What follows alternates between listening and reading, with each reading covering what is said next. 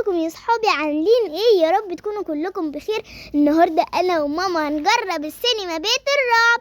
زي ما انتوا شايفين كده في حاجات غريبه وعمالين نسمع اصوات غريبه من جوه يا جماعه، واحنا واقفين بره خايفين جدا. زي ما انتوا شايفين كده فضلت ماسكه في ماما، لا ما تسيبنيش يا ماما.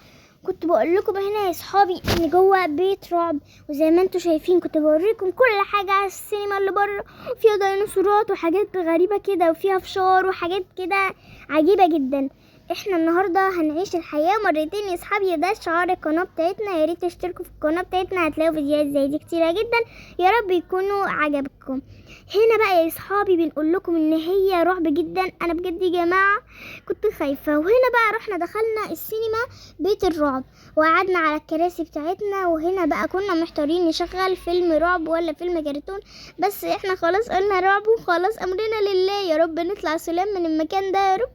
ولبسنا النضارات وجهزنا كده، والراجل كان عايز يقفل النور وفعلا قفل النور. بصوا بقى هنا بقى قفل النور وبدأنا نتفرج على الفيلم، وفعلا كان رعب جدا. انتوا لسه ما شفتوش حاجة. هنا بقى بدأ يطلع دم وحاجات غريبة، والشبح ده فضل يمشي في المكان عمال يمشي ومش عارفة هو رايح لفين، واحنا عمالين نمشي وراه بالكراسي كمان بتهز.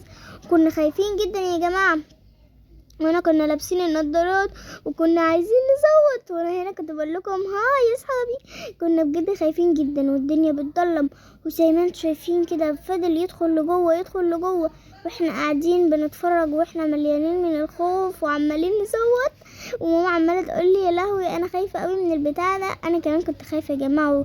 وفجاه راح النور قطع مره واحده كده زي ما انتوا شايفين، وراح بعدين واحنا قاعدين نتفرج على الفيلم الغريب المرعب ده، وبعدين راح ظهرت البلوره الكبيره جدا اللي فوق اعلى البتاعه دي، وزي ما انتوا شايفين قعدت تلف وطلعت دم كتير وطلع منها الشبح المرعب ده. يا جماعه انا خايفه جدا يا لهوي، الشبح ده مرعب جدا يا جماعه. وكمان كان لابس حاجه كده غريبه جدا، بصوا عينه حمرا، والدنيا عماله تضلم يا جماعه اكتر، كل شويه تضلم. وطلعت لنا اليقطينه المتوحشه دي وكانت عايزه تاكلنا، فضلت تجري ورانا مش سايبانا في حالنا يا جماعه. وهنا بقى راحت فتحت عينها واسنانها المتوحشه دي، والدنيا يا جماعه بتضلم اكتر كل شويه، كل ما بنتفرج شويه تضلم اكتر. وبدات اليقطينه تدخل البيت الغريب ده. بعد ما دخلت البيت الغريب سمعين اصوات غريبه جدا، والبيبان عماله تفتح وتقفل، وطلع منها الراجل المتوحش الغريب ده اللي اصلا ما عندوش ايد، وفتح الباب وكسره.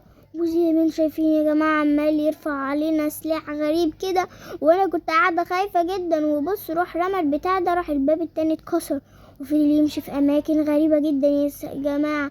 يا صحابي لو حد يعرف الاماكن دي يكتب لنا في الكومنتات، حاجات غريبه جدا اول مره اشوفها. مكان يا جماعه عامل زي المقابر كده. انا كنت خايفه جدا بجد وانا بتفرج على الفيلم. زي ما انتم شايفين راح طلع فجاه كده الهيكل العظمي ده، خضني بجد يا جماعه. انا كنت بجد زعلانه جدا. وكمان الايدين دي بدات تطلع من التربه. ودلوقتي يا جماعه الفيلم بتاعنا خلص. اتمنى يكون عجبكم.